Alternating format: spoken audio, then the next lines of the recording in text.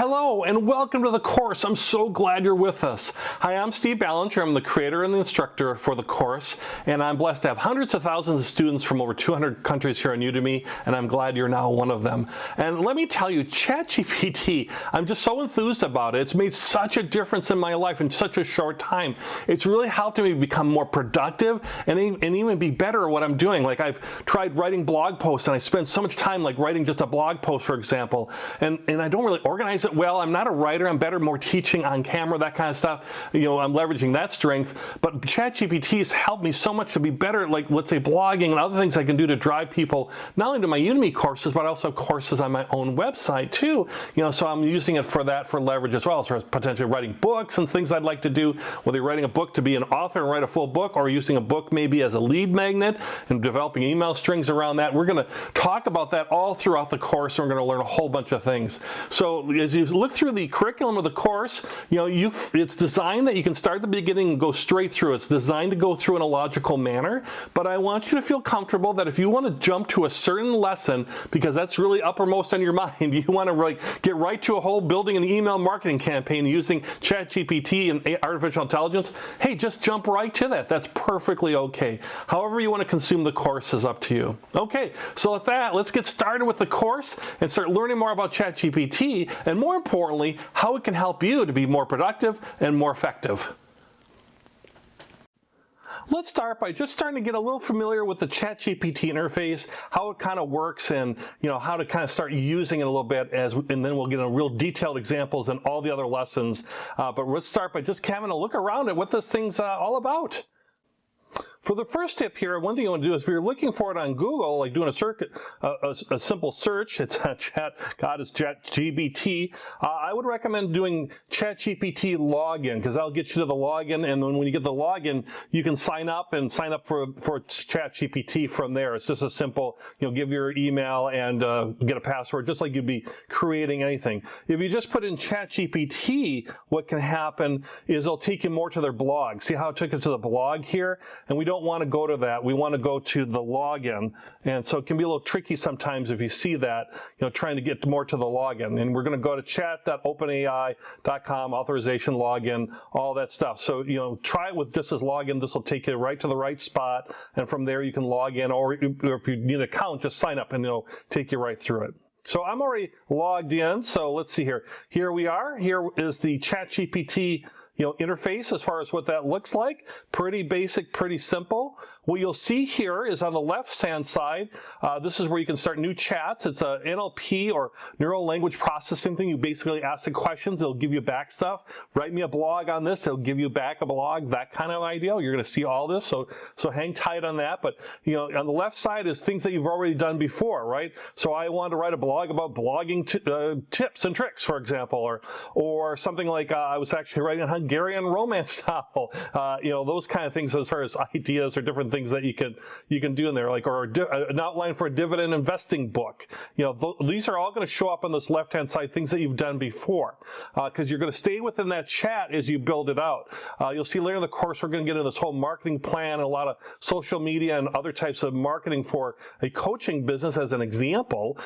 And so I have that whole thing stored here. In fact, I'll click on that, and you can see I have this long chat here where I've asked questions like, could you give me an example of a unique selling proposition for Jane, in this Jane's coaching example, and here it wrote this out. So I'm building on this. I build this out to email marketing, all sorts of stuff, right? So that's where the left-hand side basically keeps track of what you have.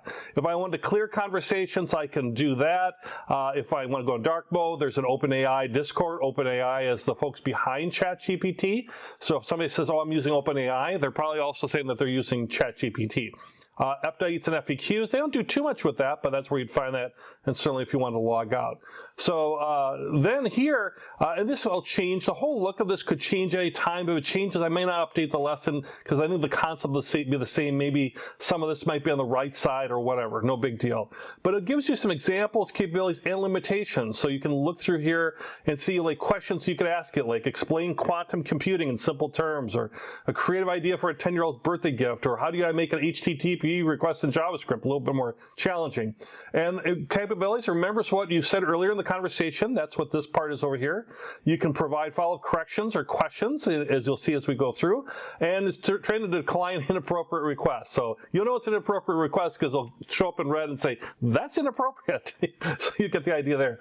But also limitations here. I like that they're very clear on this.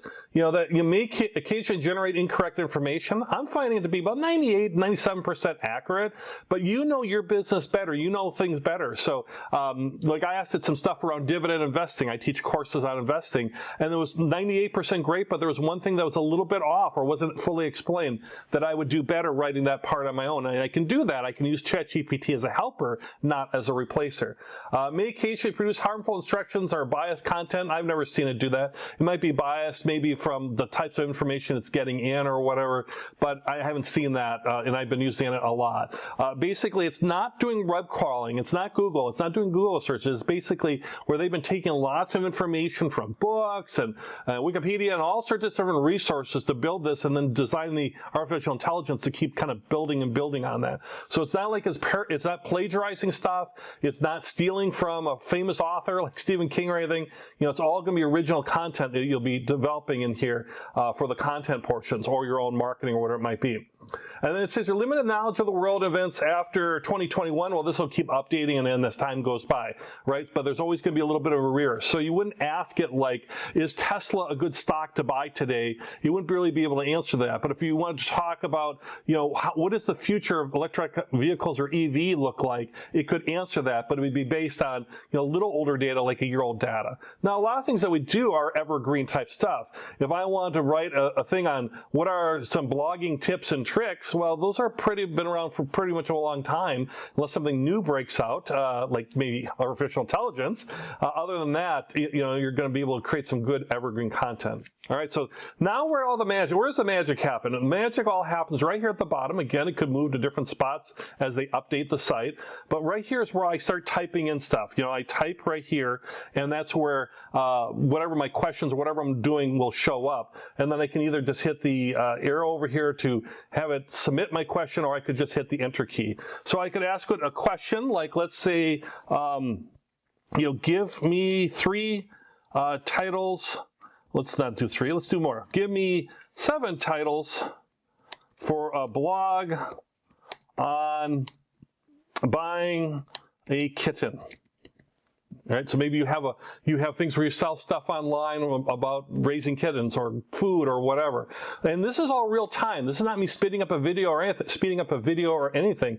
I asked her the question, and look how fast it's coming back. The perfect guide. Okay, that's a bit much, but maybe it's perfect. Maybe it's perfect for you. But you see how quick that was, right? And it's about cost of carrying, kitten breeds, all that kind of stuff is all right here, and then I can just use that or regenerate the response to get a new one, or I could just ask it, can you give me 5 or 6 more?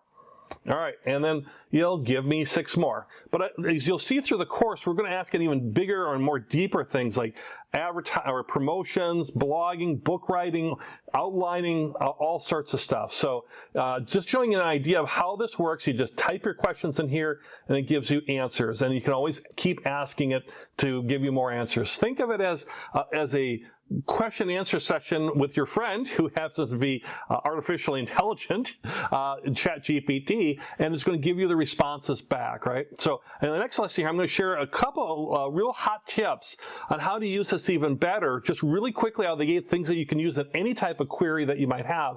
And then as you go through the lessons, you'll be learning best practices and things to make all this even better. Like even this asking me how to give titles, you're going to see how I can get this even better, or things with keywords. You'll see all that as we go through the course. So right now, let's go out and learn some quick hot tips.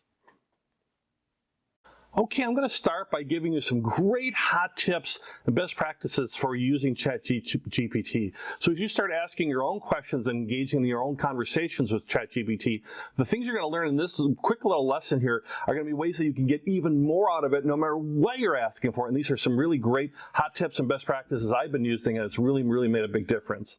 So let's use an example, and I'm going to walk you through some of these tips that you can do. And for our example, let's say your boss comes to your office and says, this is your boss talking now, and says, I've been reading this stuff about Enneagrams, and they're like these assessment tests or whatever for team members or employees. Could you research Enneagrams and in like 2 hours kind of give me your viewpoints on Enneagrams and whether we should adopt it to the office, and what are your overall thoughts and how do they even work and all that? How does this personality test work? And can you get that to me in 2 hours? Come by my office 2 hours, let's discuss. Have a great day, right? And that's your boss coming to you. And first, you might have two initial thoughts. One is, why do I work here? Why do I have this crazy boss that's asking about Enneagrams? And then your second question might be like, what is an Enneagram? I've got to give a report on this or a presentation. Maybe it's written. Maybe I've got to be able to talk about it. I don't even know what an Enneagram is. So let's say that you have no idea what an Enneagram. I bet you don't. Maybe you do. If you do, good for you. But we're going to find out what an Enneagram is, and we're going to look at these tips. The idea is the tips to show you how you can use ChatGPT, not what Enneagrams are. This is the question we're going to ask GPT, and then we're going to focus on the tips. All right, so here I am at ChatGPT, and I'm going to ask it about Enneagrams, right? So I'm going to go down to where I ask my questions, and I'm going to say, what is an Enneagram? Maybe I had to look that up on how to spell that. See, I got the wrong spelling, or maybe it doesn't even recognize the spelling. But the nice thing about ChatGPT can actually, fix your, understanding if you spell things wrong sometimes, a lot of times. So what is an Enneagram? And maybe you heard from your boss that it was like some type of personality testing or whatever. In fact, I'm going to misspell personality wrong. I'm going to misspell test wrong too. Let's see how it does. So if it figures out from that what I'm actually trying to ask it. So I have no idea if it's going to come through or not, but here it comes. See how fast it is? This is, again, in real time on my Wi-Fi at home, not a fast network at all. So it's giving me information. The Enneagram is a personality typing system that identifies 9 distinct personality types. So this is all about personality testing and all that. And it talks a little bit more about how it's used and other things there. Just a short little thing on Enneagram. See how it's added to my chat over here too as well as a new thing in my chat. And I can read through this and I can find it about strengths and weaknesses and all that. All right, so let's say I have this and I'm not real happy with it, or I'm not sure if this is really helpful for me. The first tip is simply, there's a button here that says regenerate response. I can just have it try again. It's really just starting over and trying again. And it's going to give me it's going to give it to me in a different way, right? Similar but different. Here it talks about 9 different types. So maybe I want to find out more about that. I'm going to show you how to do that too. So here it's going to talk about this Enneagram tests, online and print, blah, blah, blah. And what you'll see up here too, see where it says 2 of 2? I could go back to the previous answer here and see what the first answer was, and I can go back to the second answer and start picking up from there, because it's remembering what I'm doing and it's building on that, right? So the first tip is you can use to regenerate a response. But maybe what I want to do is, maybe I just need even more information. So I could just simply say, if you want to be polite, I'm polite, right? So can you expand on this? Well, what's this? Well, it's basically expanding what they did. So that's tip number 2, is if you get something that seems like a short, it's too short or doesn't give you enough information, you can ask it and it'll say things like, certainly, it's very pleasant. The Enneagram is a psychological system, all this. And it'll give you more information, or maybe, as far as building that out more as this processes through here, because we're doing this all in real time. So you can regenerate responses, or you can just simply ask it to expand and give you information. Here it's talking about how there's different Enneagram tests available, what they're designed for, and all that, and about feelings. This is something that I don't believe was in the first answer, so now this is building on that. The next tip is to take, is to take something that's been written and then just build off that. So it talks about that there's 9 different types, right? You might get that where it says there's 8 of this or 4 of that. So maybe you take that and you put that in there. Remember, this is all in an Enneagram chat around personality tests. And I might say, what are the, do I remember copy paste? No. What are the 9 types? Right? So now it's like, what is this? What are these 9 types? So the 9 Enneagram types are, and now it's going to tell me about these different 9 types. Might give me a little bit of a detail or a little bullet point list, for example, right? So you got the perfectionist, you got the helper, the achiever. As you read through this, you can see these are the different 9 types of Enneagrams. Now think about your crazy boss asked you for stuff. You could be Google searching, you could be trying to piece this all together. Right now, this is all coming out. This is stuff that you can use and adapt into a written report if you want for your boss, or pop them a quick email. Say the Enneagram is a personality test. It's based on this, and there's 9 types. Here are the 9 types. And, you know, that might be all the boss needs at that moment, right? So here we are, number 8, number 9. So the next tip is, you know, let's say it didn't put it in bullet points. You can actually ask it to put something in bullet points. So if I was like up in here and I said, could you make this all into bullet points, it would do that and basically turn things like that into more of an easier to read bullet point list. Maybe we'll try that in a moment. But for now, we've already got our bullet points. But maybe let's say like, ooh, I know somebody in my office who's a perfectionist. I could say, you know, can you tell me more about point number 1, all right? And now it'll go into more about that particular point, about the perfectionist. It's not giving me the other points. I asked for point number 1. And see how simple that was, how quick I just typed that in? I mean, I'm just doing this all on the fly here, right? But now it gets into more details about that point. You know, type 1s are responsible, moral, orderly, all this. You know, this is just giving me a little bit more on that, and I could ask it to expand on that. Or I could say, could you expand on all the points in there as well? And they would expand on all the points. See, this is, you know, getting me even more information. They're driven by strong sense of purpose, drive, whatever. That's number 1, the perfectionist, right? But let's say I wanted to, like, you know, could you, another top tip is ask for examples. Sometimes they'll give you lists and you want to get examples. So could you give me an example of someone who is a number 2, right? And I intentionally left that wrong because I can't type. But they knew, so like, certainly here's an example. Even though Steve can't type, ChatGPT can, you know. So this is a number 2, right? So here is an example. Now let's go back up. Number 2 is the helper, right? So they're empathetic, caring, and supportive, right? So here is an example of like, well, what do we mean by the helper? Like, and here it is. Jane is a kind and compassionate person, and you know, Jane is driven by this. I mean, Jane is not a real person, but you might help, you know, by asking in this manner, might help you understand someone who's in your office, maybe on this type of personality test. So asking for examples. So the tip is not, again, this has nothing to do with Enneagrams. This has everything to do with how to get more out of the program and asking it for things.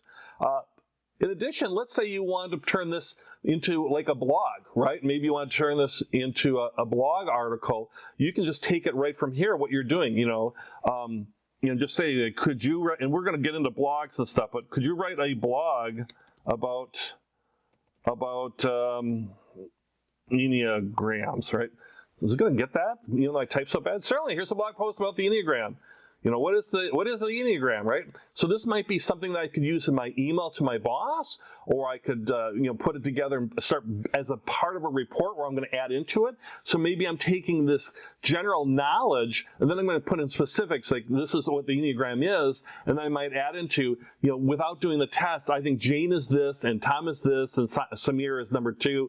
I believe I'm a number 7, which is the whatever, and go into each of these different, 9 points again. But this is like a written blog post like that you can use and expand on as far as an outline or an idea behind that.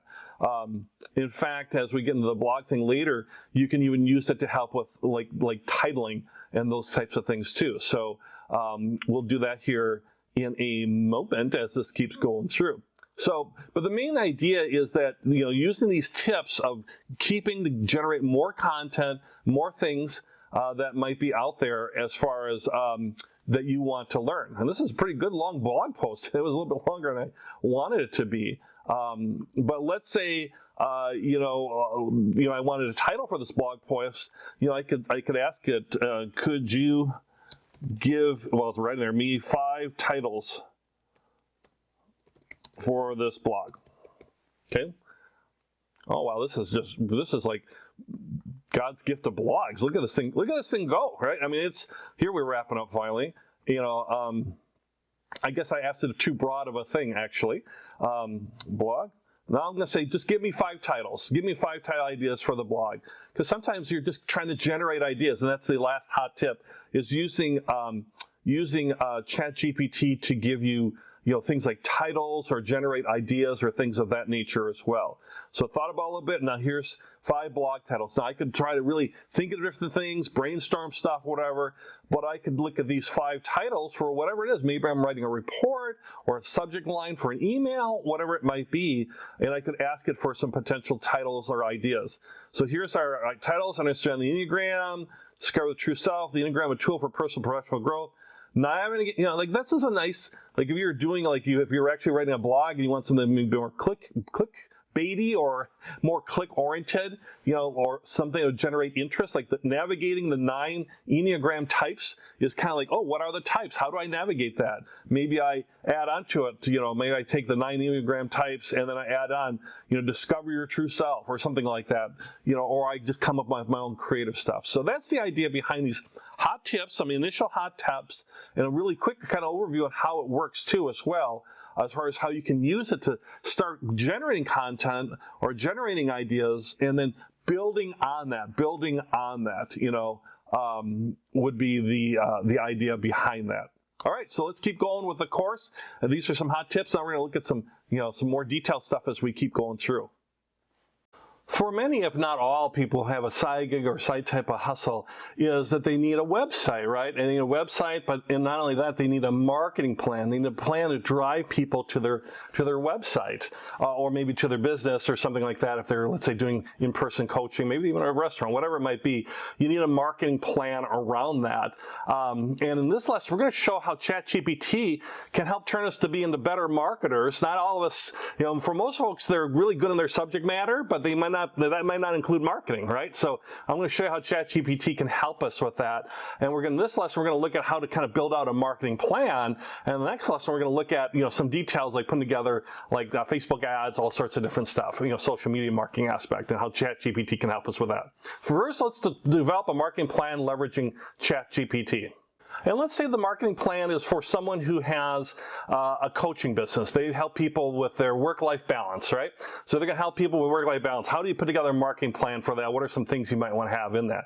So we could just start real broad and ask ChatGPT, could you create a marketing plan for, and let's give it a name here of our thing. Let's call it, Gene's coaching, just something simple, right? Gene's coaching. Really, Janes, okay, possibly, right? Gene's coaching. Could you create a marketing plan for Gene's coaching? And you might want to add a little bit more. She does work-life balance coaching. Okay. So here now it's going to start laying out that marketing plan for us. So this is a basic outline of the plan, right? So what Jane might want to do as far as, building out her plan and who she wants to market to. Then we're going to get into what are some of the specifics we can put together around that. But first is like, who's your target audience, right? So Jane could be coaching a lot of different people. So she needs to come up with defining a target audience. What's her unique selling proposition, USP? Why should you go with Jane? And then there's the whole big kind of marketing strategy, social media, which one might be better, LinkedIn, Twitter, Facebook, personalized website. All this stuff can be a nice checklist, and then setting measurable goals and monitor and adjust as you start doing things like Facebook ads or LinkedIn posts or whatever it might be that you're doing. But here we have a nice little marketing plan without having to go hire a marketing expert or something like that just to get you started, right? And then we could take this and we could build on that. Like I could say, could you expand on this? And the targeted audience is women, lawyers, L-E-W-Y-E-R-S, lawyers. Why can't I spell lawyers? It's like I almost became a lawyer. Why can't I spell lawyers? It is women lawyers, right? And we can even get a little bit more, who are stressed. And we could say with children, let's say, right? With children. So the more detailed you can be, the better, right? So now we're really targeting a specific niche. You know, maybe that's a single mom, maybe they're in a couple or a relationship, a spouse. Either way, they're a woman who is a lawyer who has a child, maybe more children, and they're very stressed out, right? So, you know, here it's kind of building that out more, where now it's time with the target audience. We basically gave it that part, but you know, now it kind of builds out a little bit further. You know, things like the additional guilt layer they may carry. You know, as far as lawyers may carry. But the marketing plan is more, again, the basic outlining and the basic outline of it, right? And then you would build from there, and by asking it questions and then building out in more detail. So I could ask it, could you give me an example of a USP, unique selling proposition, for this, for Jane? All right, for Jane. So Jane might be saying, well, I'm not sure what my unique selling proposition is. She probably has some ideas, like maybe she focuses more on career versus others might focus more on meditation or things like that. But it's kind of writing out this unique selling proposition for her right now.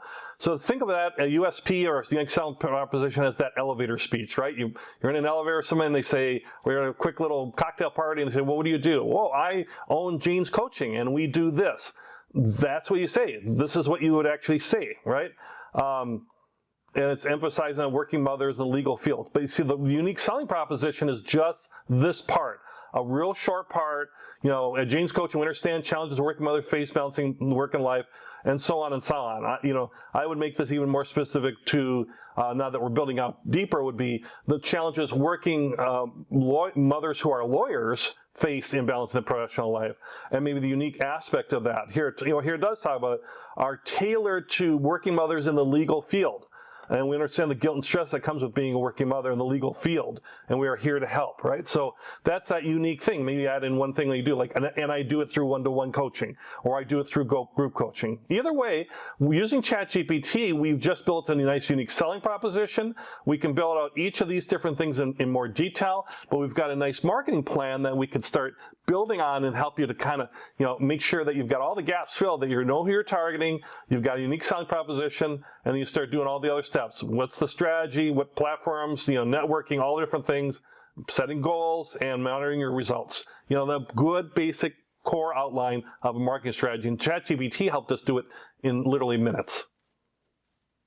One thing that can be a struggle is communicating with prospects, especially, or sending out those cold emails, you know, to people that you might want to do business with, you know, one-to-one, you know, type relationships, or what are the follow-up emails, and developing like a funnel, right, where somebody downloads your free guide to something, and then you have follow-up emails to that. What would that look like? So let's do that and show how ChatGPT can help you start outlining and putting together emails that you can then adjust to be more specific to you.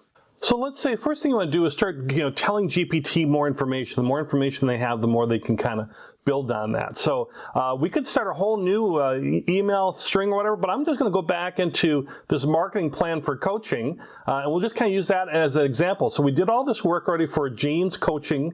You know, she does work-life balance, and specifically for women who are lawyers, right? So let's say, and you know, this is her unique selling proposition here, right? So we understand the challenges, things we did in the last lesson. Now let's start creating some emails with that. So let's say I want to have a, you know, could you write a cold email, a, you know, cold prospecting email for Jane's Coaching. And targeting, it should pick that up anyways, but I'm just going to make sure, right? So I'm just going to targeting women lawyers, okay, or women who are lawyers, you know, either way. You don't have to be as specific, but I'm going to go in there and be a little specific on this. I'm just going to keep that just in case I need that later. And then I'm just going to hit enter, and or I could hit the little button there and it's going to start doing that. So cold prospecting emails, I'm sending an email directly to a potential client, a person who's a lawyer, if it's my persona, maybe a woman, and I'm sending out this email just out of nowhere, right? So I'm not buying a list or anything like that, but maybe I've got a list of contacts, or I'm looking up online and finding some contact information. I'm just sending an email directly. So I'm not spamming a list or anything. I'm just reaching out directly to people. So here it has, dear, and then you put in the name. As a working mother in the legal field, I understand the challenges you face. So that's a nice initial hook there. Your emails, you want to have that initial, like, why should I keep reading this email? Now, especially if it's a little bit longer email like this one. You could even be shorter on this, but she's trying to communicate some different things here, right? So she understands it can be difficult to find the energy, so she's kind of setting up what is the pain point, right? And then what Jean's coaching does is we specialize helping working mothers like you achieve full and happy career, home life. And then how it specializes down here in the legal field. I would move that up even further, or really talking about, well, she does as a working mother in the legal field, and maybe say, and that's why I started Jean's coaching, because, because I found work-life balance and I'm helping others do the same, right? So here you have it, and you can read through. Here's a nice cold prospecting email that you can then adjust and make it your own based on what you're putting in there. So we're writing for Jean's coaching program, but maybe you're, whatever you do, whatever that is, maybe you're an accountant, or maybe you sell cutting boards, and you say, here, we at the Katrina's Cutting Boards, we make the finest custom-made cutting boards out of wood, and there you go, right? So now we have this, cold email. So that's one thing you have. I could say, so we need other types of emails. Could you write a thank you email for Jean's coaching for those who downloaded our free guide, and we'll call the guide 5 Tips for Work-Life Balance for Lawyers, or for women lawyers. WARS. Okay, so that's pretty detailed, right? Again, the more you can give it, the better hopefully our response will be. So maybe you've set up a download thing where you've created, and you'll see, look at the lessons on the writing books and all that stuff, where you created a short little tip sheet or a short little thing, maybe a few pages that people could download for free and get some tips. And then they'll get this thank you email, right? They hit the download button, they immediately get the PDF emailed to them, and they get and you set up in your funnel, funnel basically taking your prospects and getting them down to become actual coaching clients, where they get sent the email, right? So thank you for downloading the guide. It's the first step. We specialize in working mothers. We'd like to offer you the chance to take the next step and schedule a complimentary consultation with one of our coaches, right? So maybe it's only Jean as the coach, but I'd offer, and then you can even put in there like a discount or whatever. You could say, could you add as a thank you, you get 1 hour of free coaching. Maybe you wouldn't want it that long, but maybe you do. You could say 30 minutes free coaching, whatever you want to do. You could charge for it. You could get coaching at 10% off, all that kind of stuff, right? So here is an example of the email. Now they're going to add in, this 1 hour free coaching, and that might be part of your marketing strategy. Thank you for downloading the guide. And now here you can see we specialize on mothers, and it'll keep going. And then there should be in the part where here you can, as a special thank you, here we go. For downloading, I offer you 1 hour free coaching. You'll have the opportunity to discuss your specific needs and goals and learn about how we can help you have better work-life balance. If you're interested, please reply to this email. Because we'll schedule a time for work, or you can have it be a calendar appointment or something that's built in the email where you can click the link and they can get it right on your calendar. A nice thing too, and this is interesting, kind of like a PS, where it's got your name, but it says it also encourages the user. Oh, this is what ChatGPT's tell us why it's writing it this way. I thought it was like an extra PS or something like that. No, it's why it's writing this way. All right, so you can get a feel. This is what you want to do. All right, so there you've sent a cold prospecting email to somebody you don't even know, hasn't downloaded, guy hasn't done anything.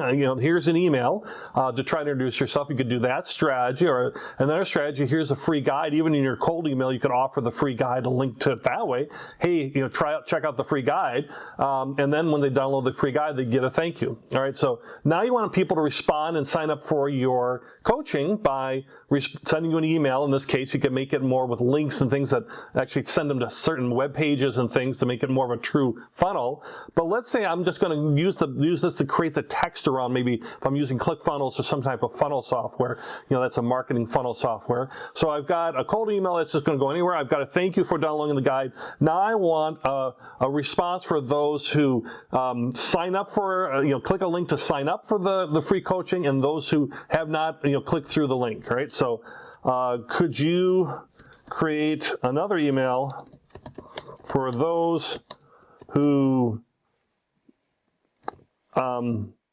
did not sign up for the coaching, for the free coaching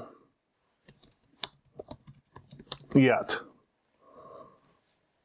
And I might want to say in there too that I want it to be, but they had already downloaded the guide, but have the guide. Which should learn it from that conversation. I'm just being overly, doing an overlay on it, but you shouldn't even have to type in that much. So here is an example of those who download the free guide, but have not yet signed up for the free coaching, right? We hope you're enjoying your guide, right? So it's starting out nice and pleasant, like, hey, I gave you this free guide, why aren't you signing up? It's free coaching. What's wrong with you, dummy? I just say that.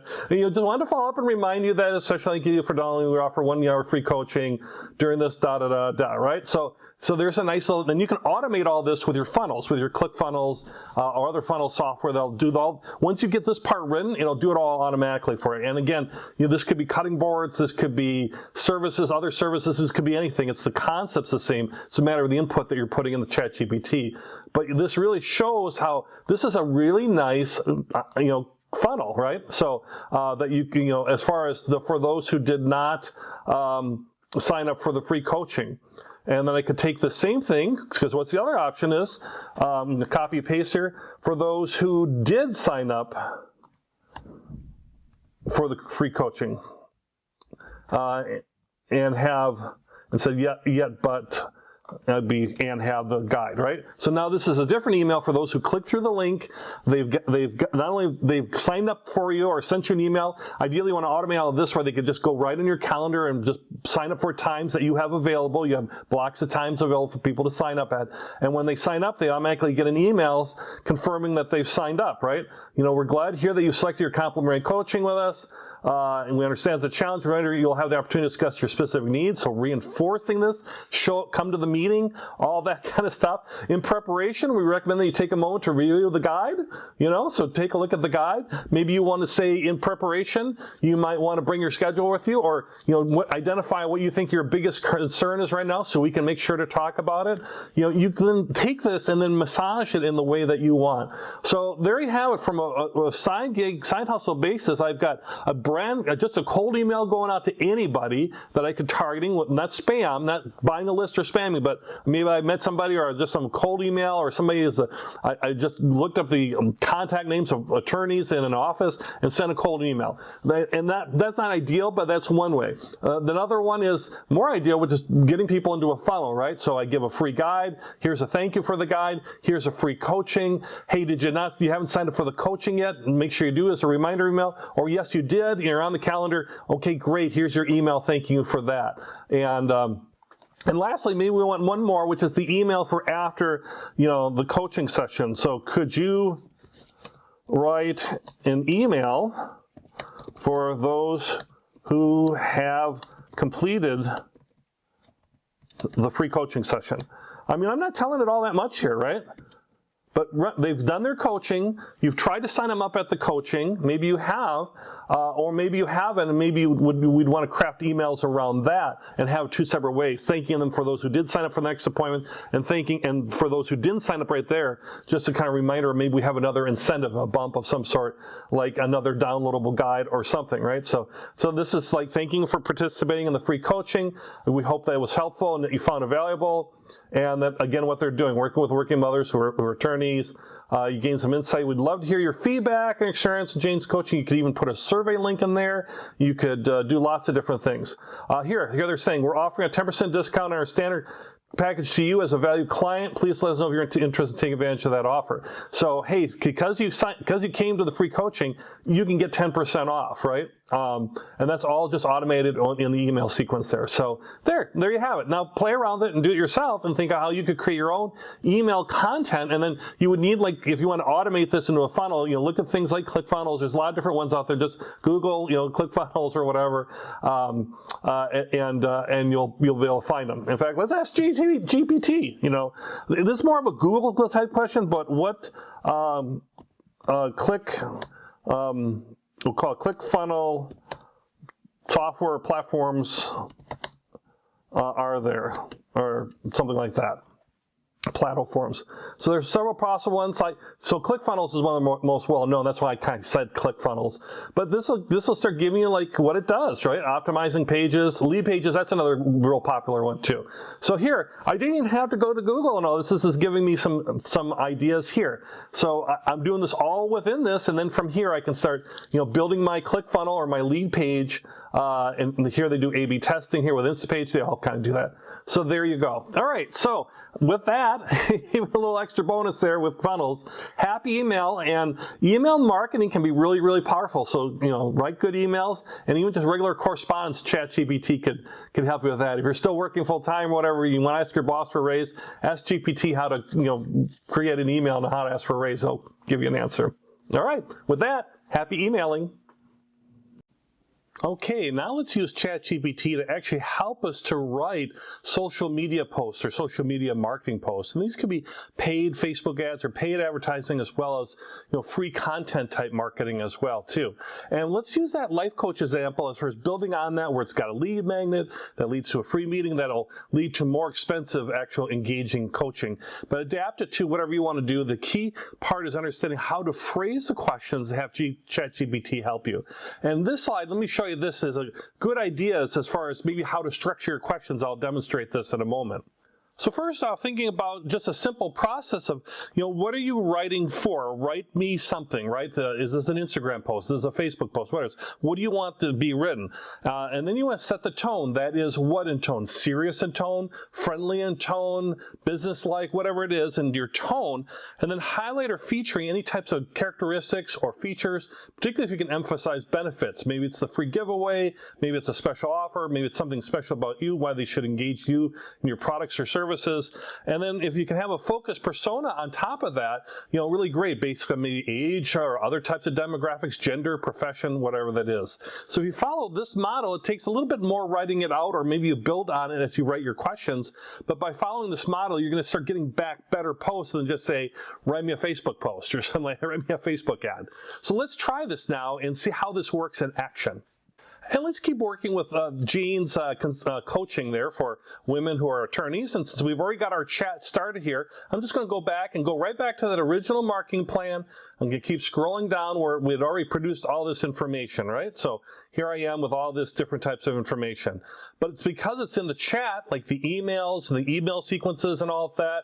We asked about ClickFunnels, all sorts of things. It's kind of use this and retain this when it's starting to now put together things we're going to ask it for about social media posts. We don't have to start from scratch. We can just keep it within the same chat. So let's follow that kind of that four-step format here. So let's say I want to write some type of post or ad. Let's say I want to write a Facebook ad, right? So please write a Facebook ad. So that's step one. What am I writing? I'm writing a Facebook ad, or I want ChatGPT to help outline and put this together. that, and then what type of tone do I want it to be? So I'm going to say that is, let's say friendly in tone. Again, you could change this to whatever you want it to be, serious, scientific, mean, whatever you want it to be. But we'll say we want it to be friendly in tone, highlighting different features and characteristics. We'll say for Jane's coaching, and we'll say promoting the free guide, right? I think it was a guide is what we called it. Should figure that out if not. So we're going to put here Jane coaching, the free guide, promoting the free guide. It should already know what it's going to say, but it's a good practice to have who you're focusing on, your persona for women who are lawyers, who are struggling with work-life balance, okay?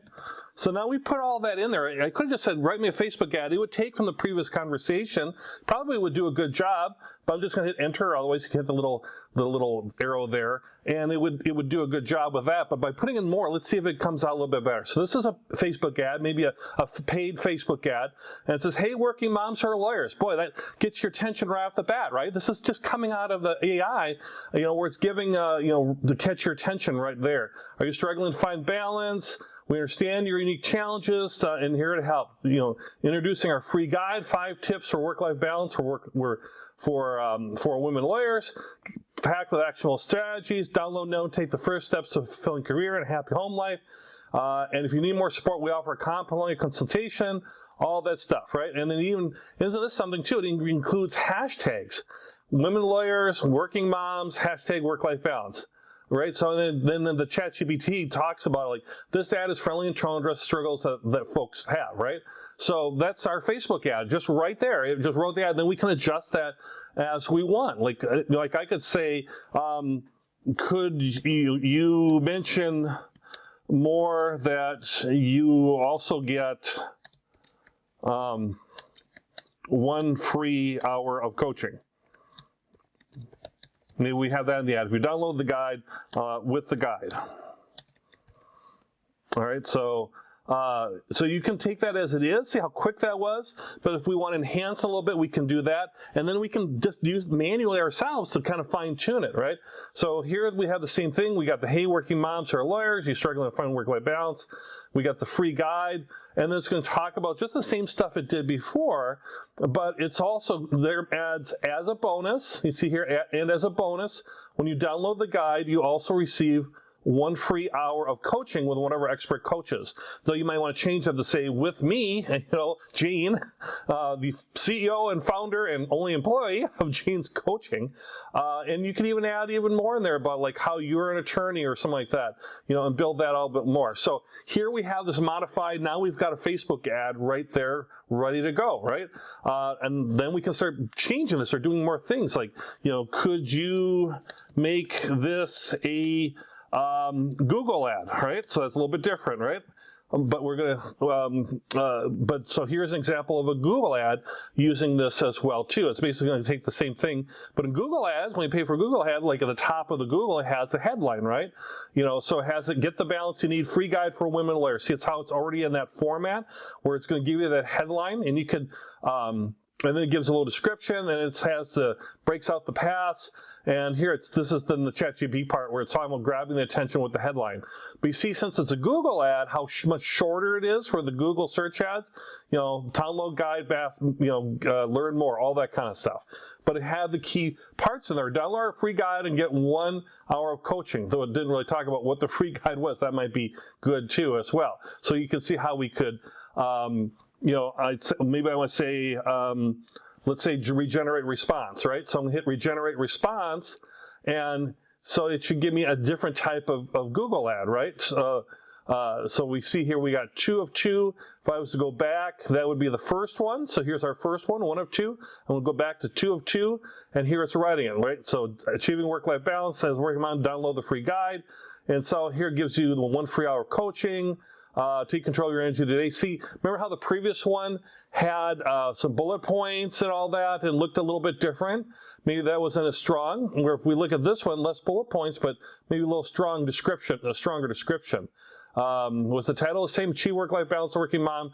Download the free guide. I would expand that to get the balance you need, free guide for women lawyers. See, if I was doing this, ChatGPT can help, but again, you're the owner of this. You got to make this your own. I think having this specific for women lawyers, or get the work-life balance you need, free guide for women lawyers, if you can fit in the length of the limitations of the Google ad, I think that's more specific to our target persona, right?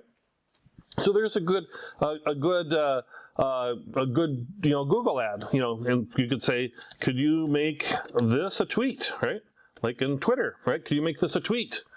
So we're gonna do a tweet here, right?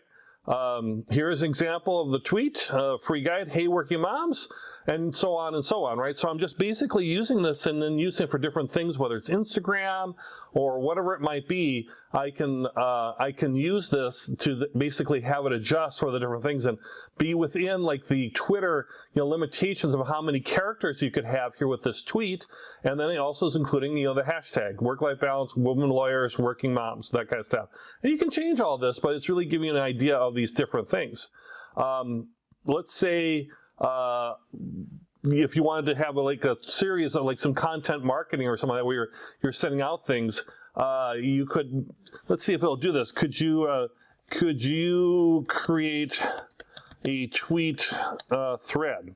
I'm not sure if it'll do this. I'm not sure if I gave enough information. But here's an example that promotes the free guide, 5 tips, and the free hour of coaching that comes with it. So here's the tweet thread where you have a series of tweets, right? So here's tweet 1, so that's this one tweet.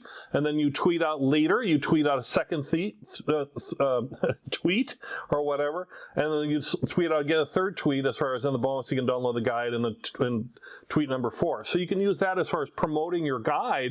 But you could also use this, let's say if you had the 5 tips and you wanted to have 5 different tweets to just, instead of a free guide, to just share 5 tips to try to draw attention to you and your site and give you some authority behind that too. And ChatGPT can put this all together for you. So I think that format of what is you want to write and all that aspects of what you want to write and who you're targeting and what you want to say and what's the vehicle you're using, all that, using that kind of process can really help you. Then if I just said write a Facebook ad, the more you can get it be more specific, particularly targeting your personas and all that, and the people you're really targeting, the better that would be. That's just normal digital marketing and social media marketing 101, but you can see how ChatGPT can help us all be better at writing for marketing and writing copy than ever before, and very quickly. And then we just take this and adjust it to what fits our needs specifically, because ChatGPT doesn't know us personally, but we know us, and we just got to ask the right questions, and then that can really help us. So play around with it, try some different things, and see if this might help your ability as far as what you're doing with your marketing right now, and maybe this can help you out with your marketing. I'm certainly going to try some of the things. I'm looking very forward to that. So it makes sense that you could use ChatGPT to write a nonfiction book, right? You just ask questions, it gives you answers, and you can start using that for your outlines, your descriptions, your titles, lots of different stuff, right? So, but could it create something like maybe writing a book on investing or gardening or cooking, a cookbook? These are things that are out there in the universe, so to speak. But what about something that's very creative, like a fiction book, something that's really kind of creative? Can it help us with that? If we've got some basic ideas, can it help us with outline or help putting that together? Well, let's take a look and see, and you might be very surprised on what it can do and maybe what it can't do. Okay, I'm over here at ChatGPT, and I've got maybe an idea for a book, a fiction book, and I'm going to put in, and if you're thinking about maybe writing a fiction book, think about how you might use this yourself. So I'm just going to first start to try to get kind of a little bit of an outline, right? So let's say I have a fiction book, and let's say it's a murder mystery, right? So, could you help outline for me a murder mystery book? And I might want to, that's pretty broad, right? I want to, I might have some ideas. I need to have some more ideas. So let's narrow this down a little bit, right? So it's a murder mystery book that takes place at a ski resort that is snowed in by an avalanche. We'll fix that up later. And let's say characters, there are 15 characters. and they die one by one. All right. I don't know, this may be getting a little weird now, but let's just start with that. I'm really just playing with this right here. But you can see like, oh, wait a minute. All right, so this is complete fiction, right? I mean, I don't know of a real life story this is, or a true crime. You know, maybe there is, so what do I know, right? All right, so here we go. It's off and running. We're off and running already. So here's a basic outline for a murder mystery set in a ski resort. Snowden Babylon. Store opens with the introduction of the 15 characters, right? So now you want to develop your characters, and maybe that you can use ChatGPT to help you write about a character or start discovering a character. So they're going to settle in their accommodations, hit the slopes. Oh my gosh, then there's an avalanche trapping them at the resort. Tensions rise and resources dwindle. Oh, look at that. That's interesting. Such as being, people are murdered in various ways, in different ways, poisoned, stabbed, suffocated. Oh, wow. Isn't this the kind of course you want to sign up for, right? One by one, they are murdered in a variety of ways. As the body count rises, the main characters begin to suspect each other. Well, I would think so. And as the group becomes more paranoid, the killer strikes again, leaving only a few characters left. In the final act, the true killer is revealed, like in all true crime, or all mystery, not true crime, true mystery, and their motives for the murders are uncovered. And then the story concludes with them being rescued and the killer brought to justice, right? So I just took, like, I have this idea where it might be, and then I can use this outline to kind of now really be creative and shape my thoughts, right? And change it, right? Maybe I don't want them murdered in a variety of ways. Maybe I want them all murdered in the exact same way, because that's going to reach to my conclusion. Let's say they're all murdered by, oh, I'm sorry for the goriness of this, but let's say by an ice pick, right? I mean, it's taking place at a ski resort. You know, let's say, I want the ChatGPT to help develop one of the characters for me. There's 15 of them. Let's say, could you describe the character of Jean, who is a ski instructor with a dark secret? Maybe I might want to give what the dark secret is, but she is, this is really just helping me get ideas, right? I have to figure out what the dark secret is. Did I really need to spell check dark? Did I really do that? All right, so I did. So you can see now it's not my gig, right? So sure, here's a brief description of the character named Jay, who's Jane is skilled and experienced, and on the surface she appears friendly, but however she's got this dark secret, right? So this is has a troubled past. Okay, so it's saying struggle with addiction, right? So you could change that. She's got this troubled past where maybe she was, some other traumatic thing. Her parents were killed in a hurricane, something just terrible. Or maybe her parents were killed in an avalanche. So there's something that you could build on, right? As, here the addiction, the drug use becomes more dire, so that's interesting how it's building this out. So I could build out 15 different characters this way and start really building upon this. By the way, I've never written a fiction book. I'm going off this because I love to read. I read every night and I understand some things about it, but see how ChatGPT is really helping me here.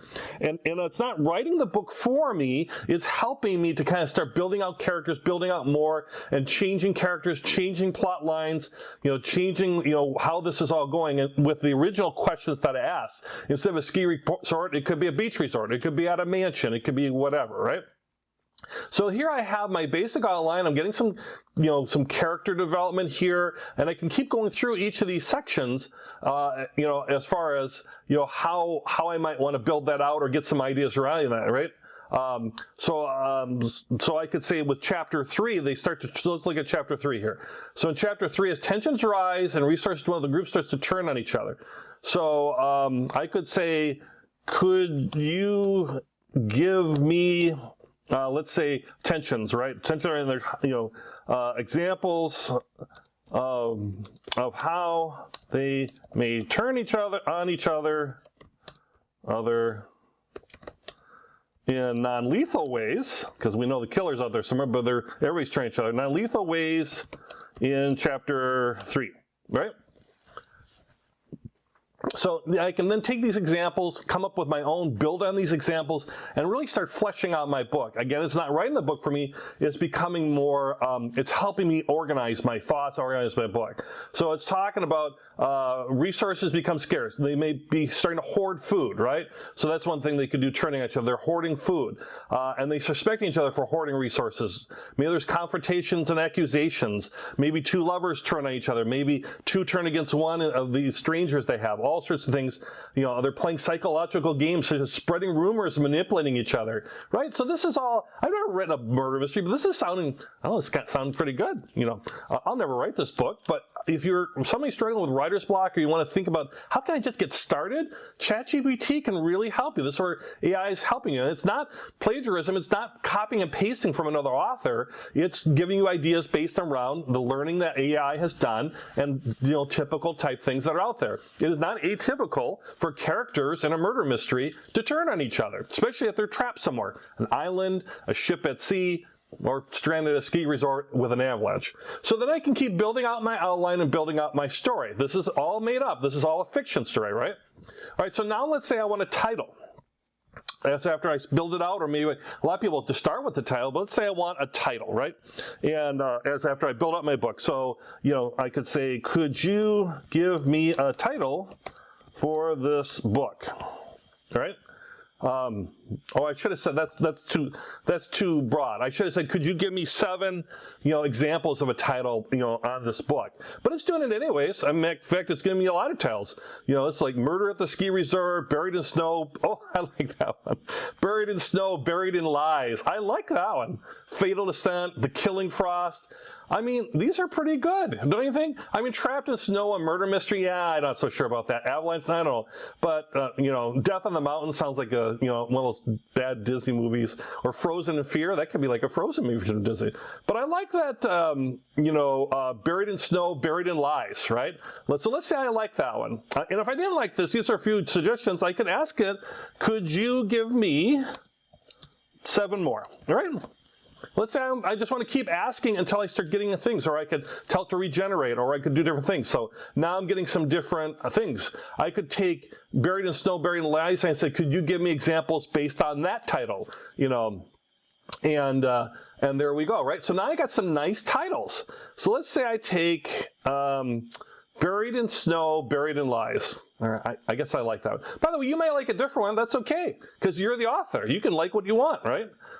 And you can even, like, you know, if you've got an email list or something like that, you could take, like, hey, these are 3 titles I'm looking at for my next fiction book.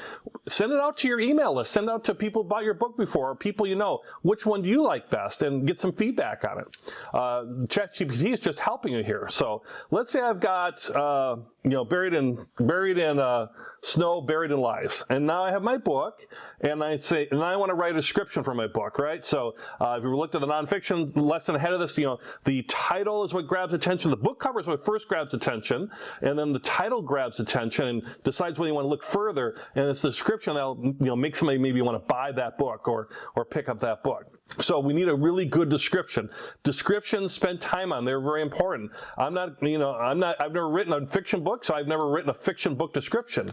I'm going to write now. I'm going to do it with ChatGPT. So I'm going to ask it to write like you have in the back of a book cover or a description of the book. And like, I'm going to say, could you, because I'm friendly, could you please, because it's so important, could you please, of course can't spell, write a description for the book called Buried in Snow, Buried in Lies, enter. Right, I'm just saying the enter key, by the way, when I do this. So here's a brief description of the book, right? Buried in Snow, Buried in Lies is a gripping murder mystery set in a remote ski resort with a group of friends and strangers are trapped, you know, and so on, right? You can read this as it goes. So here I have a nice little description, but I'm going to show you something here once it's done.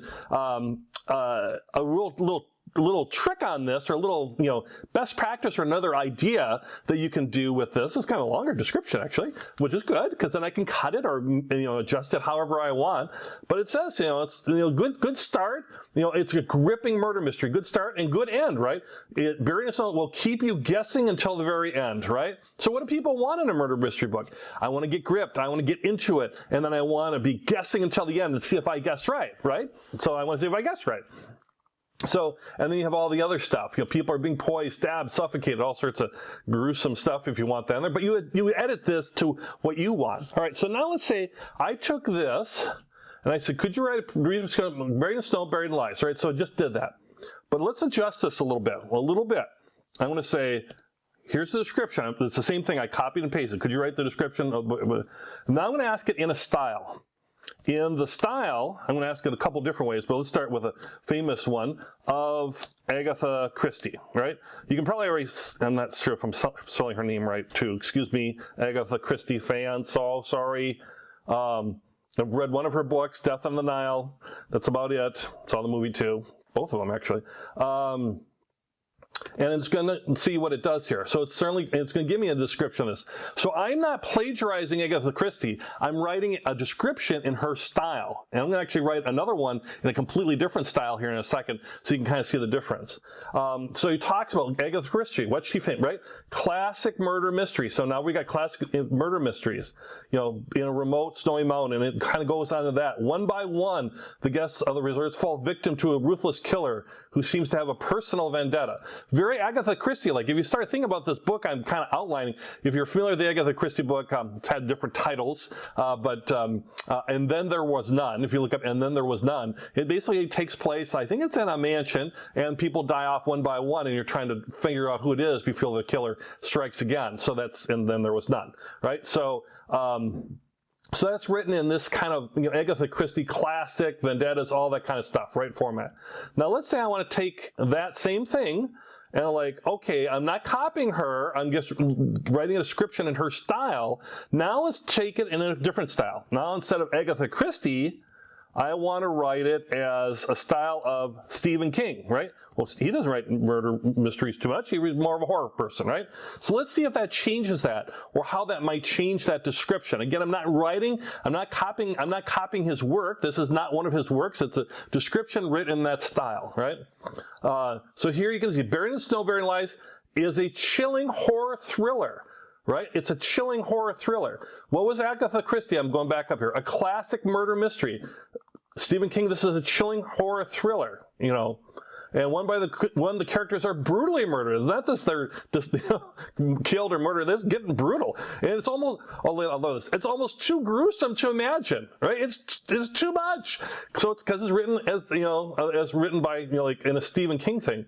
It becomes clear that, oh, that's great here. There's spirits in here, looks like. As the story unfolds, it becomes clear that the spirits are not the only thing to fear in the resort, right? So this is kind of like The Shining a little bit, maybe, right? So, if you're familiar with The Shining, there you go. I'm mixing all sorts of genres. But now I'm going. I'm writing on this, and we could keep doing more. You could do one like I will do one more for my wife. My wife likes Nora Roberts, right? Nora Roberts, who is a romance writer. She writes romance books. She actually writes murder mystery under a pen name called J.D. Robb. So if you know Nora Roberts, like she writes her stuff, yeah, look for J.D. Robb. She writes murder mysteries.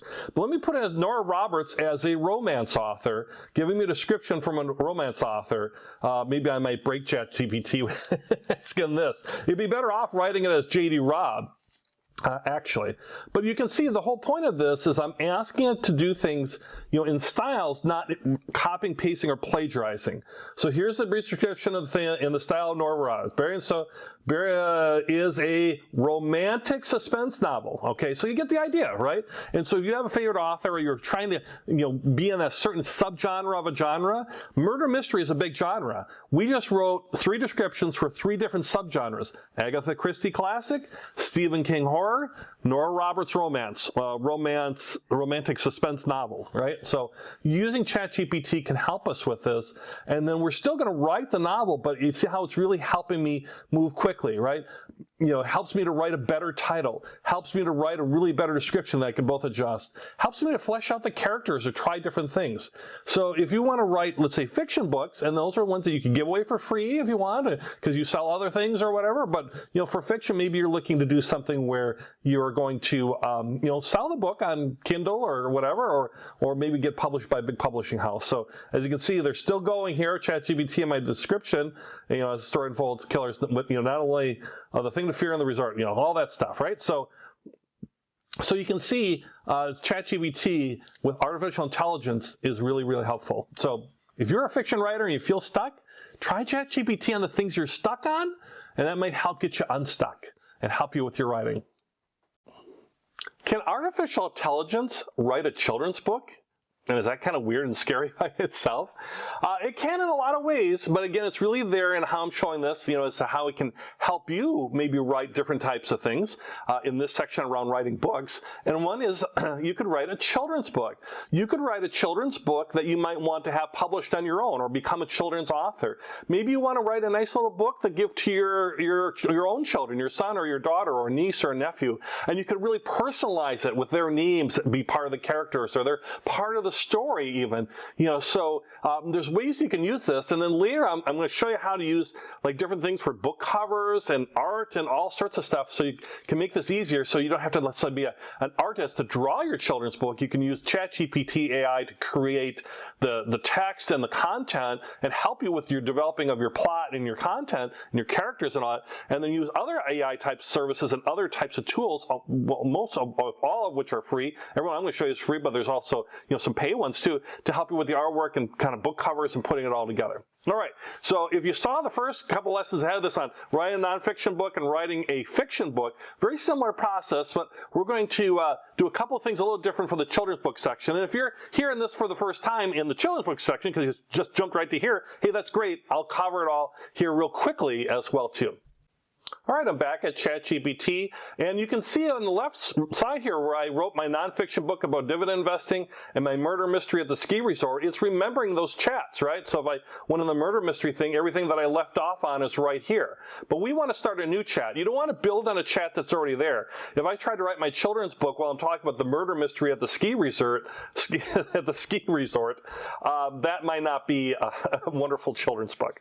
So let's say I'm just having a conversation now. I'm going to have this conversation with this AI, this artificial intelligence. Think of it as a friend maybe, and you want to bounce ideas off the person, and maybe you want to start fleshing out your book, right? And so you got to have some ideas to start. I mean, I never tried this, but I don't think you can say, give me an idea for a children's book. Actually, I think it would give you ideas for a children's book, but and you can try that on your own at home, ask it for that. But try to think of just some general ideas, and I've got a general idea here. Let's say I'm going to write a children's book, and I'll say, could you write, I'm going to start with an outline, right? An outline about, for a children's book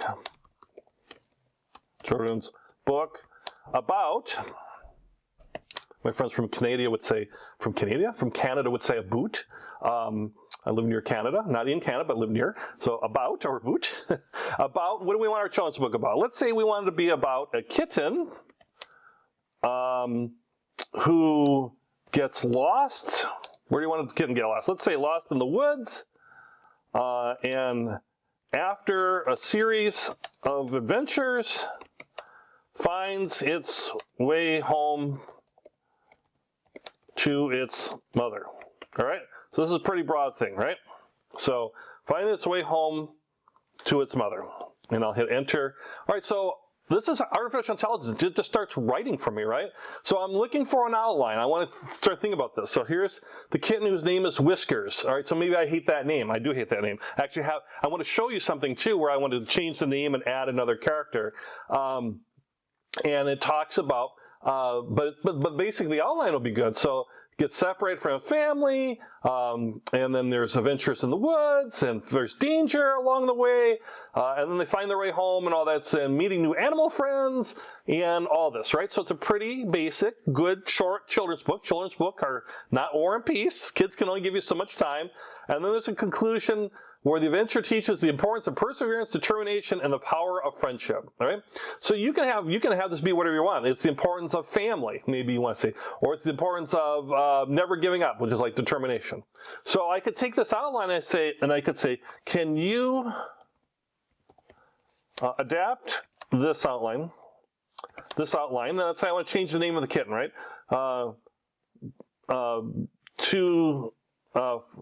For the kitten whose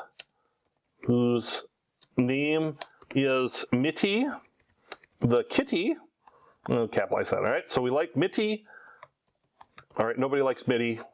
I like it. Mitty the kitty. All right, so it's Mitty the kitty, and she, oh, Barsh. Can you, wow, okay. So we're going to change the name to Mitty the kitty. She meets a friend in the woods called Boyd the beaver. who helps, let's say it's a her. See if it changes the tense. Or the who helps her. All right. So now I'm taking the outline that they have that's pretty good, and now I'm just going to change a little bit so it's kind of, matching what I want it to be. All right. So now it talks about introduction. Mitty the kitty lives with her mother and siblings in a cozy home. One day she gets separated from Malite, and then she, the same thing, right? She has these different encounters various animals, including a friendly rabbit and a wise old owl, and all that, right? So in all this, right? So. And Mitty faces danger, but with Boyd's help, she's able to navigate through it. And with Boyd's guidance and all this, so you're building out this Boyd part, right? The Boyd the beaver, right? And I could say, could you outline in detail? Let's see, we got a wise old owl, right? Well, it's chapter 2, but the owl is not wise. The owl is mean and wants to steal Mitty's lunch. Mitty's got her lunch with her, right? This mean old owl wants to steal Mitty's lunch. Maybe Boyd will help her. We'll see what the eye does. Again, now this is just giving us the ideas. Then we're going to rewrite this, and we're going to write this in our own form and what we want to be. But you can see how how this can really help as far as reorganizing your thoughts, right? So now the owl introduces itself as the wise old owl of the woods and offers to help Mitty find her way home. Ooh, that mischievous owl, right? Mitty shares her lunch with the owl, being a friendly and polite kitten. The owl accepts as soon as Mitty takes out the lunch, the owl reveals his true nature. Oh my goodness. Becoming greedy and demanding, insistent that Mitty gives all the lunch to him. See, now we can use this as a story about being nice versus taking other people's lunch. So now this is all built up. There's a retaliation by the owl. She escapes the owl, and she continues her journey, right? So then this is stuff that we could build out a little further. Again, this is a children's book, so it's not going to be a lot more writing, but it gives you an idea how you could build this out. And let's say we want to include, let's say, a family member in this. So let's say my son's name is Patrick, right? So let's say, could you write about the love that Patrick, and let's say this for a little kid book when he's little, he's older now, but let's say, who is 8 years old, let's make it younger, is 5 years old, and is Mitty's owner and friend. All right. Hopefully it won't get weird, right? So, yeah, so here's the possible additions about Mitty the kitty and her owner and friend Patrick, right? So Patrick, so this is now rewriting the outline, so it's basically taking that, and then I can kind of build up that with, spends his days playing with Mitty, exploring the woods together, or taking care of. He's always worried Mitty is not around, and then so you can build on this. So then Mitty gets on her adventure. Patrick is devastated. He's worried about her, right? Because Mitty's lost. And then when Mitty finally returns, Patrick is overjoyed, embraces her with love and affection, and promises to always take care of her, right? And the conclusion is that the special bond that can, between a child and their pet, how much love and care a child can have for the pet, and how the relationship can be a source of joy and comfort for both the child and the pet, right? So you can see how I'm changing this a little bit, how I'm making my own, and then I'm going to rewrite it, and write it more in my style, or maybe more of that type of style. So there, I'm writing a children's book right now. I mean, how long would it take you to write this story, right? If you write this story, you got to send me money, but it's all right. You write your own way. Of course, you want to write your own story. So now we have our outline. We've gotten some stuff. We would want to continue and build this all out. That's the main part of the children's book. But the children's book needs a title, right? And it can't be like a nonfiction business book title. It's got to be a title that would be attractive to maybe a 5-year-old, for example. So I would say, could you give me examples of titles for this book a 5-year-old may like? Now maybe you want a 5-year-old would like. Now maybe you might want to write it for the from the mom's perspective. I mean, you know, the mom of a 5-year-old would like, because the mom is the one who's actually going to buy it, or the dad, or something like that. You know, or maybe it's something like you're giving this book away for free because you own a pet store, or you have a blog on pets and things, and you want to, you know, share this book. Get this free children's book if you buy, you know, the pet food from my website, or sign up for my subscription or my newsletter or whatever. So here we have Mitty the Brave, The Adventure of a Lost Kitten, Mitty and Patrick's Big Adventure. It's kind of like Pee-wee's Big Adventure, right? If you know that old movie. And you see different ones, Misadventures, Whiskers, Mittens, and Love. That was from before. Mitty and Boy, the like you know, Mitty and Patrick's Forced Fun. Well, was not fun with that owl. But I like this one, Mitty the Brave, The Adventures of a Lost Kitten, right? So let's say that could be your title, and then now that you got a title, maybe you need a description for that title. And if you're not sure about these titles, you could ask it to give you more. You know, could you give me 5 more, right? So, well, it's thinking there, here's 5 more titles. But I'm liking Mitty the Brave, The Adventure of a Lost Kitten, unless something really strikes me here. Story of Friendship and Courage, that's not a bad one. You know, these are not bad ones too. If I was writing this and all I want to do is write this book for my child, I'm not going to sell it, I'm not going to do anything with it, I might call it Mitty and Patrick Best Friends Forever, right? Or adjust that, right? Patrick's Big Search, the story of a boy and his kitten, right? So then it's about Patrick, more about Mitty, and you got 2 storylines going at the same time, and, you know, maybe, you know, Patrick saves Mitty from, you know, some you know, wild, you know, bear or something like that in the woods, right? So I have these titles, but let's say I like this title, and you need a good description for the book, right? The people buy based on the description of the book. The cover gets their attention, the title gets them interested, but if you were looking to sell it, you want a good description of the book. So let's say, I'd say, could you give me a description for the book?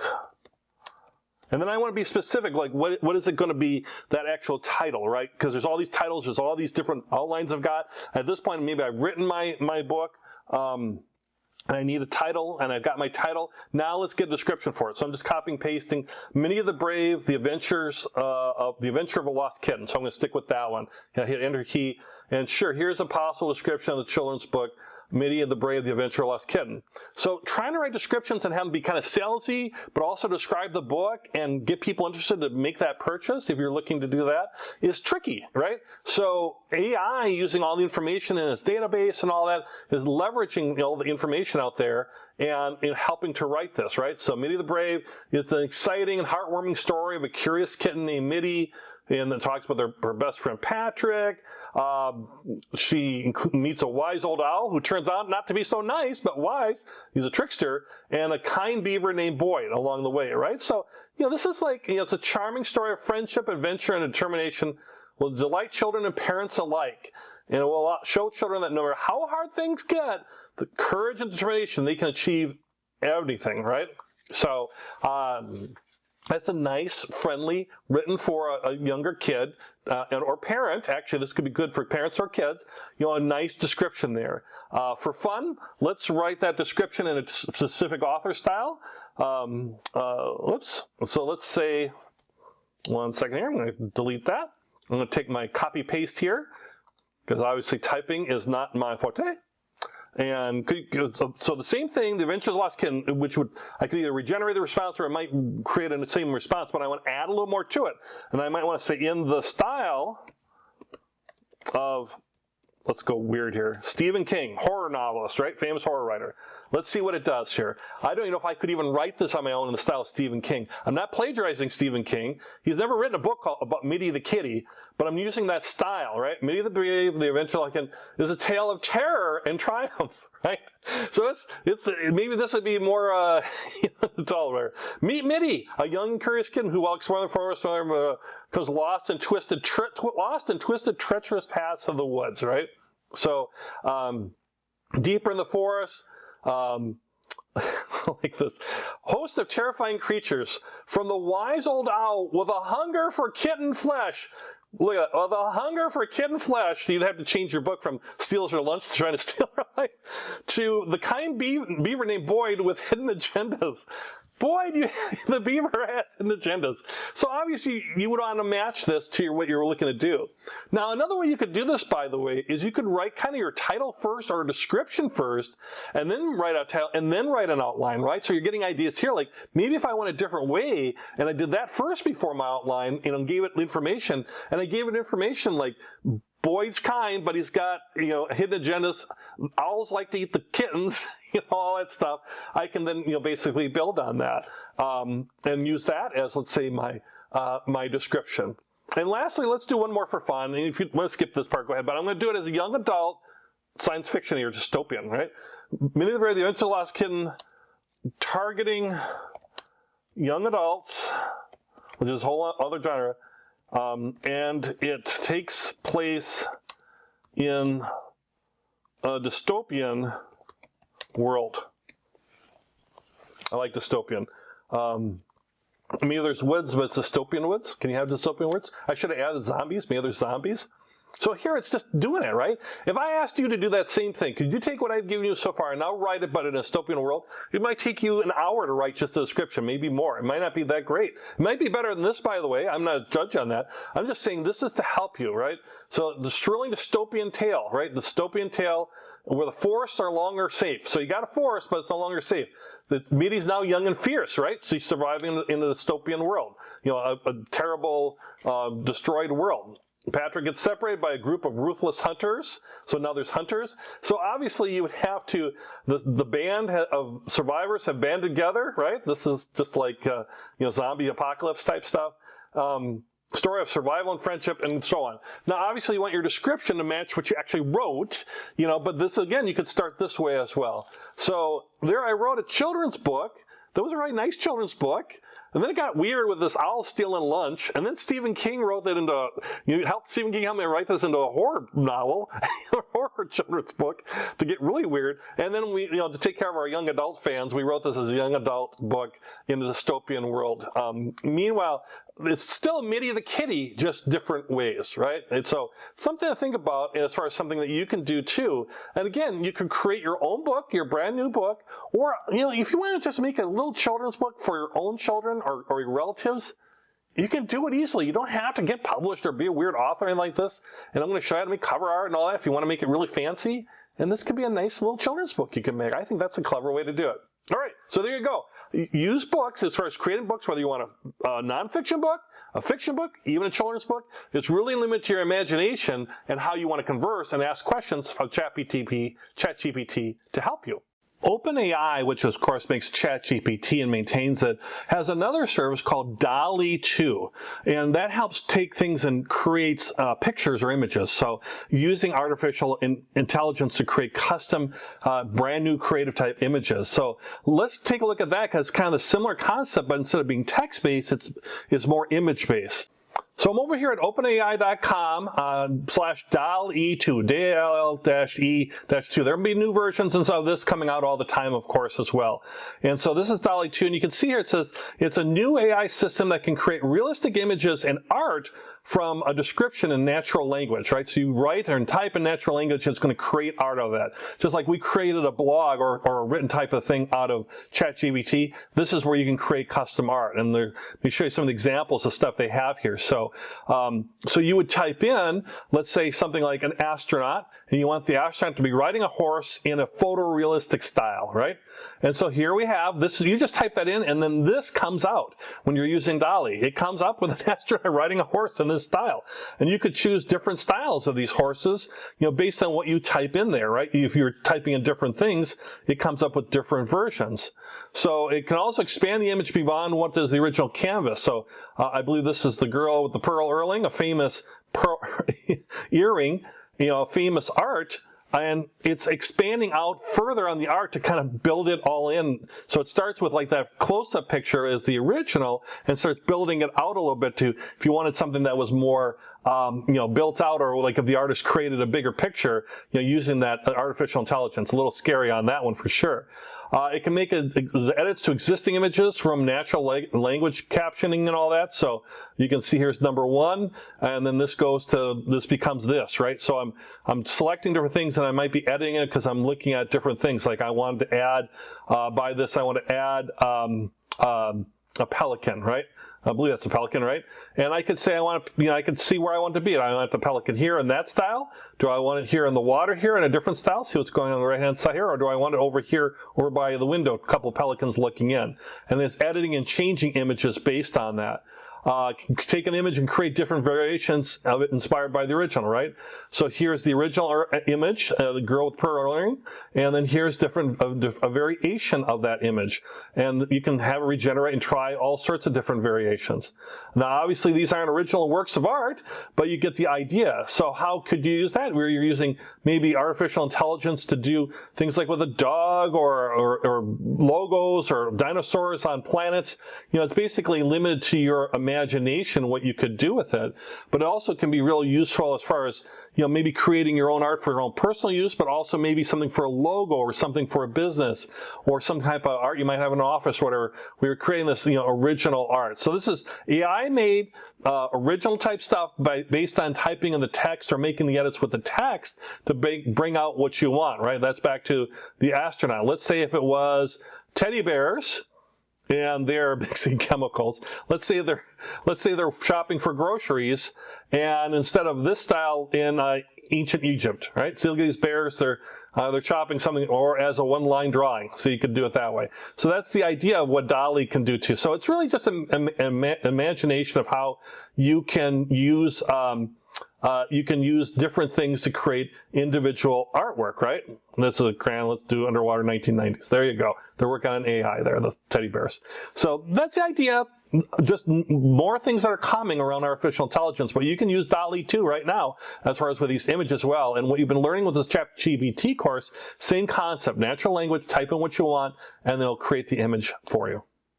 Video is becoming more important and critical all the time, but for a lot of folks, they don't want to create videos. They don't want to be on camera. That's one big thing, but also they might not be sure how to edit stuff and how to write scripts, and there's a lot involved with creating a video, even short videos. I'm going to show you how to use artificial intelligence. I'm going to show you how you can leverage that to help you create videos in a pretty easy manner, relatively easy manner, and I'll show you how you can do this using AI tools from, using ChatGPT for script writing and things like that, to using another program in terms of how to kind of edit our videos and bring in other stock video footage and images and things and create a nice looking video without having to be an expert on video editing or video script writing or any of that, and without having to be on camera. And then when you create these videos, you can put them on your website, you could use YouTube, you could put them, like if you have a blog and you put a video inside the blog that's associated with it, that helps the search rankings for blogs, and they've got a video inside them, embedded in them. So, video can be really, really important. Did I say video? Can be really important. All right, so let's take a look at how to do this, and we'll start with our friend ChatGPT, and we're going to start making videos. All right, so I'm going to show you how to do the video from start to finish, and we're going to start with ChatGPT to help us with our outlining our video, or also help us, we could even use it to help write our video for us, our script for our video. And then we can either speak that, or we can actually use AI type voices to do that for us. So a lot of interesting stuff I think you'll see in here by combining some different technologies. So let's say we want to create a video, a simple short video on how to lead a meeting, right? You're leading meetings, right? You're the person who's going to set the agenda and all that, and leading a meeting. So I could say, could you give me tips on how to lead a meeting? Or actually, I'd say maybe like, give me tips. Could you write a script? Let's do it this way. Let's see, could you write a script for a short video on how to lead a meeting? Okay. And I'll hit enter there. And then now it's writing out the script for me, and I could record the script directly and then pull in my video. But I'm going to show you how you can use AI that you don't even have to do that step. You don't even have to actually record it, whether you're on camera or off camera. I'm going to show you how you can use so this wasn't necessarily the best thing, because it's actually giving me a full script, like with an opening shot and a voiceover and all this kind of stuff. So maybe I didn't want to make that into an actual script, though it's actually giving me ideas, right? Where to cut to, a person standing at the table. This ain't bad, actually. So the voiceover part would be this part, and then you can have the person standing at the head of the table holding a notebook or pen. So this is stuff that we're going to insert in our video. But right now, I just want the talking part. I don't want all the cut to part. So I'm going to say, can you just give me the voiceover? So let's see if this can organize this, just the voiceover part. We'll take out the cut parts. But that's good, because that helps us actually make make our video, right? What we might want to plan. And so this is here, leading a meeting can be a daunting task, a little preparation, blah, blah, blah, blah, blah. And what we're going to do is we're going to copy this and take it as a script and put it into a different program that's going to then basically allow us to turn this into a short video. So here's a really short video, right? Not much text here, real short video, right? So I'm going to copy this, and then I'm going to go, so this is our script. We could read this script. We could be on camera reading the script if you wanted to read a script, or you could be off camera reading the script and use different things. I'm going to show you one way you can do it as far as using the editing as well, too. So let's say I did this with the ChatGPT. I've got my script written. Now I'm going to go into a program called Descript, D-E-S-C-R-I-P-T, which is a video editing software that's made for easy to use for people who are not video editing experts. So if you're not a video editing expert, don't use Camtasia or Adobe Premiere and all that. This is for you. If you do, well, you can just use that script and do your stuff and pull it in. But this is simple off-camera stuff. So I have my little, without getting a long description of Descript, let's just make this video real quick so you get an idea, and then you can learn more about Descript, D-E-S-C-R-I-P-T. So I'm going to create my video. You see some different videos or projects I have. I'm going to go into Create New Project, and it's going to think about it a second, and then I could title my project. I could even use a title that ChatGPT can help me with, but really this is just the title for the video I'm going to create. So I'm going to say, leading a meeting. Okay, so leading a meeting. So that's my title, and then I can choose files, describe. I could start recording from here. I could start from a template, but I'm just going to start writing. So this is a writing-based video editor, right? So I'm just going to click on this. Right here, we see that flashing cursor. I could just start writing, to lead a meeting, blah, blah, blah.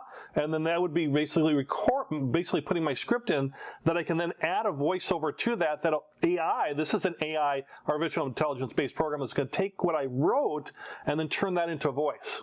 Right, so let's just copy and paste in. I'm just going to do a Control-V with what I had for my original thing from ChatGPT, right? This is what ChatGPT wrote.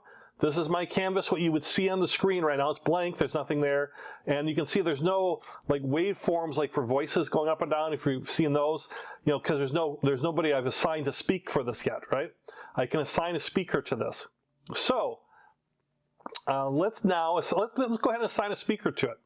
So the speaker could be, with the script, they give you, stock voices here, right? Some different voices, different ages for these different people, Don, Emily, men, women, different ages. You can listen to them and try out these different stock voices. So you can just use a stock voice that has a nice, audio quality to it, right?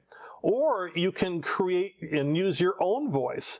So how do you do that, right? So what you would do is, let's say I'm going to go back here, back to projects, because I want to go back to my home screen here, and I want to go into voices. So I want to record my voice and use my voice, because it's going to use artificial intelligence to do this. This is going to be wild. So I've created the voice for me already, but if I want to create a new voice, I would just click Create a New Voice. I would assign a name to that voice. Let's call it Steve 2, just for fun. I would confirm that voice.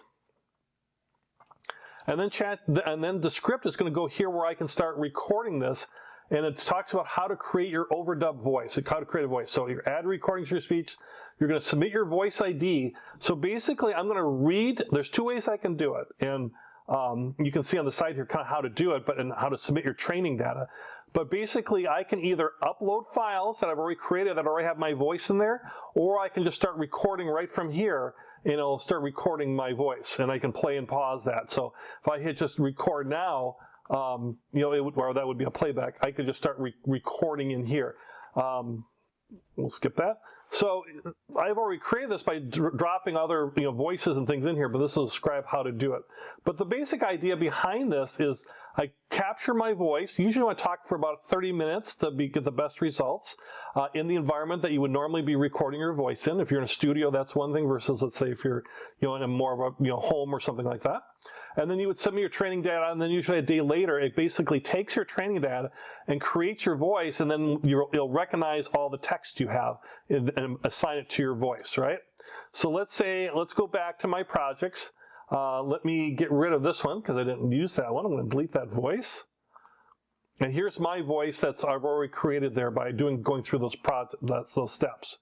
All right, so let's go back to, I'm going to go to my drive, and let's go back to my projects here. All right, so up down here, Steve's Drives Workspace. Here's leading a meeting. That's what I've created so far. I basically took my ChatGPT text and stuck it in there. I'll assign the voice to it. I could use a stock voice, but I'm just going to use my own voice. And it's going to think about it for a second or two. It might take a minute or two, but what you'll start seeing here is it's starting to work right now, and you'll start seeing where on the bottom here, you'll start seeing those waveforms here in just a moment. But it's basically taking this, it's downloading the files, it's taking what I've created, taking the voice that I've created, and it's using artificial intelligence, taking what I wrote, and now here down in the bottom, I'm just going to raise this up a little bit, down at the bottom here where you see these squiggly lines, that's my voice pattern. That's my voice. That is me right now. And if you were to listen to this, it would have my voice in there. So I have not recorded anything. I just put my text in here, my script, and now with using AI into script, and there's a free version of this too, and a paid version. But I'm using the paid version, but everything I'm showing you, you could do in the free version. And there you go. I've got my video text is in there, my script is in there, and my recording's in there. So I have audio in there right now. I could export this as an audio file right now. But let's say I want to add some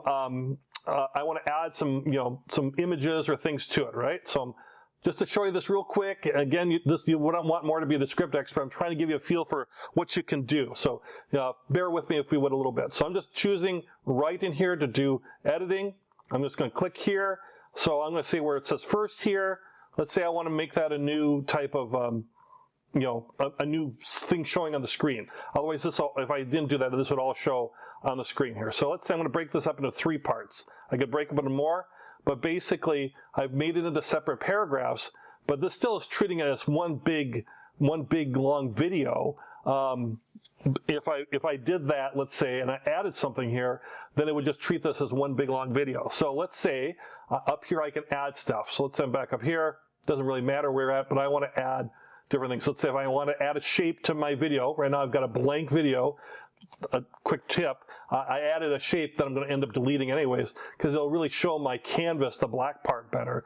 So I'm just going to highlight this, hit the delete key, and now I've got my blank canvas, right? So this is where you're going to start seeing either images or stock videos I'm going to stick in here to make my thing look a little bit better. All right.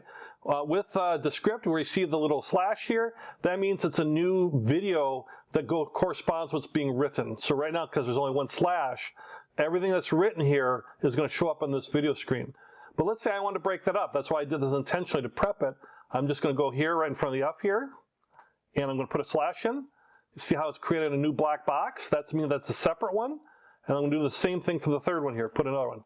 So now I've taken this one video, it'll export as a one file, but I'll have multiple scenes in it, right? We don't want to have just one like slide or something, we want to have multiple scenes. So, so let's go here. I'm just going to go here, highlighted this text by clicking on here, just like here. This is associated with this video. I'm going to click here again, let's start at the beginning. And I could add, let's say, a title slide, right? So I could go in here, I could go under templates, they have titles, they have intros, they have different slide things I could do, whatever it might be, right? So they're real basic here, by the way. You can create your own templates, you can upload your own images, all sorts of stuff, right? So, but let's say I'm just going to keep this real simple just to show you, that's more. Let's go with just something like this, right? So I'm going to apply this template, your title here, this is better, leading a meeting, okay? And you can put a subtitle in here, how to be great, or whatever. So there, I just input a nice little title slide that they provided me, or else I could, upload my custom stuff or create something completely from scratch, right? I could just start adding in stuff. So let's say over in this one now, I've got my first title thing, and I could put in like different shapes, like rectangles and stuff, and I could make this into, different things to kind of break this up and kind of custom my create thing with some kind of image or something. But let's say I just want to have some stock imagery, right? So let's say I want to go into media. They give you tons of media. With the free version, I think they give you 5 to 7 choices, where the paid version, they give you lots of choices. So let's say I want a picture of somebody leading the meeting, right? Let's say, we'll say meeting, right? And I'm going to go, well, let's go to pictures. So here's pictures under meeting, images. Keep clicking it. So maybe you like a picture like this, right? Or maybe it's like something like this where people are happy or clapping or whatever. The free version, you probably get 5 or 6 of these. Where a paid version, you get, a whole bunch of them. I mean, just a tremendous amount of them. So let's say if we look here, leading the meeting, let's say we like, let's see, well, that just says meeting, where if I put leader or leading the meeting, it'd probably be a little bit better. But let's choose this one, where everybody's kind of engaged here in this meeting. It's going to take a moment to download this image here. It can run slow at times, but basically it would insert my image here into the script. Again, I've not had to record anything, but here's my image as far as what I would have associated with this text. See how it underlines the text? So this is associated with that text. And I'm going to grab the edges here just to fill up my screen, because otherwise I'll have black lettering or a black box. So I'm just going to pull this to fill my screen. There. Now I've got my first 2 parts of my meeting. I've got a little my video, right? I've got a little title slide, and I've got this little thing here as far as just a still image with voices being talked over it. And let's say for the last guy, let's say I want, and I'm highlighting this by click on here so I know it's for this, and I want to put in a video of a meeting, right? So I'm just clicking on video here. They also have, like, by the way, they have stock photos, unsplash, stock illustrations, lots of different things here. But I'm going to go back to video. We'll leave it at meeting, and then if you hold your cursor over, they'll kind of give you a view for what that's going to start showing, right? Here's a 15-second video with somebody talking here, or here's a 5-second video. So I think mine's going to last more than 5 seconds, maybe not more than 13. So let's say I choose this one, right? So it's going to take a moment to download that, but this would be now a moving video that's inside my video that's going to play over the words I'm talking.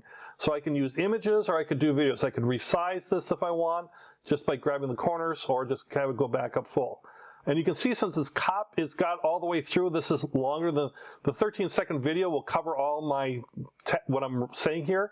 If it didn't, you can go over here and actually choose, instead of having to play once, you can choose loop, just keep looping. So again, there's a lot to the script. It can get a little, something you'd want to learn, but basically, I'm just creating a video here without any type of me talking on screen or anything like that. It's taking my text and using a voice, could be my own, or it could be somebody else's voice from one of the stock videos. And then I can hit play, and it'll play it. Let's see if I chose it down here and it played this little part here. I'm not sure if you'll be able to hear this, but this will ensure that everyone is on the same page and that tasks are completed in a timely manner with these tips in mind. So I can see what it's saying while it's playing the video here. So, and then once I have that all set, again, I didn't record this video. I'm doing this all live with you. I could publish this video right now, and I could publish it right to a web link, or I could publish it to YouTube, or different places I can publish it to. Though a lot of times what I do is I'm just going to export it. The term they use is export. And I'm going to go over to export, and I'm going to export it as a video. I could export it as audio only, or GIF, or timeline. If I wanted to be like a podcast or something and I want to be audio only, I could do that. Otherwise, I can go under settings and change those things, the current composition, or have breaks in there, different things. What's resolution? Whether I want, standards like 720 or 1080p, but if I want to be 4K or really good, I could do that. And then quality, high, medium, low quality, different things you can do in adding metadata or whatever. So then I just click export, and then it'll basically create, leading a meeting, and it'll create a this video for me. Let's go ahead and put this on the desktop, my messy desktop. Let's see if I can find it. And just by that, I created a video, and you could do everything I just did here. You could do yourself.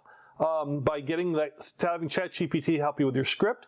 You then edit and rewrite that script to be what you want to be.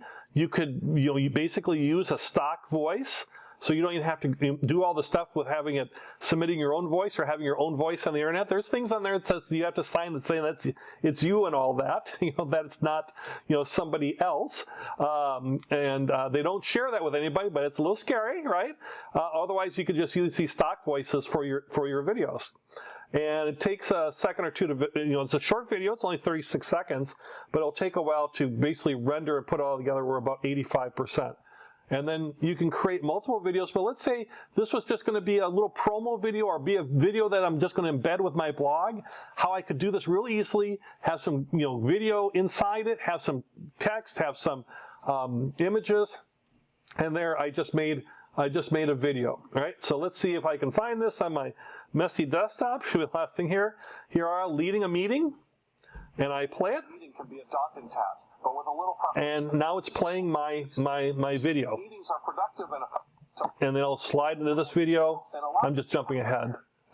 And then it'll go to, at the end here, the last part where I'm talking and we've got some stock video there. All right? So that's all you have to do to basically,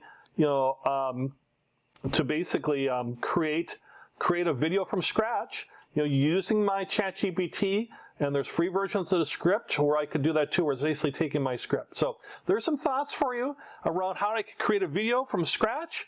And then from here, if I want to upload my video and I wanted like keywords and things, I could just put in there, long tail keywords, for this. And it will give me some long tail keywords on how to lead a meeting. And this is stuff that I can then associate with whether it's on YouTube or on my site, for metadata, for SEO or search purposes. You can all have it right there. So there you go. You now know how you can create a video. That might seem easy. That might seem really hard. Either way, I did it without having to be on camera and without even having to use my own voice. I could use the stock voices if I wanted to. One thing you're going to see a lot of talk around, we're already starting to see this, and I think it'll keep growing, is will Google, in terms of Google search, punish blogs or websites or punish sites for things that might be more AI generated, right, by ChatGPT or others or whatever, that might be AI generated, and will they punish them? Which is very fascinating since Google uses a lot of AI, of course, in its own search mechanisms and a lot of other things they do. But there's talk about whether, what Google doesn't want to have happen is things where people are producing a lot of content that's really spam oriented, that's just copy paste from ChatGPT, that's not real valuable. Google wants people, when they do a Google search, to find the information they're looking for, that they stay on those pages longer, that they find good quality content, so they'll keep using Google as opposed to Bing or somebody else, right? So that's why they're dominant in search. So with that, let's look at some ideas around, how can we, approach this, and how can we work through this and understand this a little better. First thing is, if you're using the AI like ChatGPT to kind of generate outlines or things, and you're really adding in a lot of your own stuff, your own personal examples or your own things, or rewriting some parts, you're going to be fine, right? Because you're starting to use a little basis of AI, but you're really in that full creation mode. But I'm going to show you some sites that you can use to check, well, am I showing up as maybe something that might be a problem here with AI? So let's take a look at these sites that we can kind of use to kind of work around this or work through this a little bit as well too. And for this demonstration, I'm going to take something out of that was 100% created by artificial intelligence, 100% created by ChatGPT. So there's a little thing I asked it to write a little blog. This is a blog about 3 tips for bloggers, right? So here's a long blog. But let's just copy out this first introduction part, and we're going to run it through something to see if it's AI oriented. We know it is. It's 100% AI, but can we have that be detected? So writer.com has a free AI content detector. You can only paste in so much to get a little bit to get detected, and there's a paid version too. You can try it for free, but there's a paid version where you could paste like a whole document or something. But you could do little parts at a time if you wanted, let's say, check a 4-paragraph blog. You could do 2 paragraphs at a time or something. So what it's doing is it's looking to see if search engines might penalize your page ranking if they detect content that might be entirely AI produced. So what you do is you paste you're going to copy and paste in, Control V, copy and paste in that little bit. That's 100. We know it's 100% AI, and then it's going to give us a detection score, right? So we can kind of see where we're looking at here. And we like to see this be above like 90%, 95%. Human-generated content is coming back 35%. So this would be danger if this ever got to that point where, you know, where AI is going to get flagged and make your site rankings go down, or you get penalized from Google where it won't send as many people there because it's showing 100% AI content. You know, 35% human generated would be in the danger zone. So what can we do with this? Well, we could just all rewrite it ourselves, of course, and then it'd be 100% human written, right? Otherwise, another thing you could do is go to a paraphrasing tool, and I like this one. Quillbot is, and I'm sure there's some others out there, but this one I'm familiar with, and a pretty common one, Quillbot, where it'll take that paragraph that we wrote here, that we copy and pasted in directly out of ChatGPT, and it's going to basically paraphrase this. It's going to use this paraphrase button. It's going to paraphrase it, and on the right-hand side, it's going to give us the results. So we just paste our text. So this is our original 100% AI generated. We're going to click paraphrase here, and then you'll see on the right where it's changing this into a paraphrase. So it says starting a blog can be exciting and rewarding experience. Here it says it can be thrilling and satisfying to start a blog, but it can be difficult. So you can see the parts here that are being, basically paraphrased or rewritten. It's still communicating the same thing, just in a different manner. And then from here, you can make adjustments from there and write stuff or rewrite it, but it gives you an idea. Up here where it says synonyms, you would slide it to the left for fewer changes. It'd be more accurate to what you put in originally. And if you wanted a lot of changes, you would slide to the right here, and it'd be less accurate to what you put in. Usually want to be a little bit left of center, may not all the way, but a little bit left of center is kind of the default. But you can play around with that. All right, so we have this paraphrase. Let's run it back through our AI checker and see what this score is showing up, right? We know this is still 100% AI written, but let's see if this improves our score. So I copied and pasted that in there. Control C to copy, Control V to paste. So we were at 35%. Let's hit Analyze Text and see if that number goes up. It went up to 70%, still not great, but it went up to 70% just by using this paraphrasing tool. And you can rephrase different parts of this again. You can go right into one little part and say, I want to rephrase that starting point, and it'll give me some options there, right? So maybe instead of it can be thrilling, I could say the process of starting a blog can be exciting and gratifying, right? So maybe that would change my number. See how I just changed a little bit there, rephrased it again. See if that does anything different quickly here. And we're back down to 48%, so that didn't work as well. So we went backwards. So that one didn't work out well. So maybe we should have stayed at the 70%. But if we take this, let's go ahead and rephrase that again. Let's rephrase to it can be thrilling, back to what we were when we were at 70%. And maybe we want to put in some of our own text. I'll add that appear there, but it can be difficult and stand out in the crowd. Here are 3 pointers to help you. Well, here are 3 pointers, and that maybe I could go in here and say that really helped me. Now I'm getting original content, really helped me, and I hope it will help you as well to start a profitable blog. All right, so now we've got original text I've written in here along with AI generated text just in this little part. Let's see if we can raise that up from the poor 48%. We clear this out, and now I've got some original text in here. This should really definitely help my score. Put it in there, hit Analyze Text. Wow, look at that, 100% human-generated content.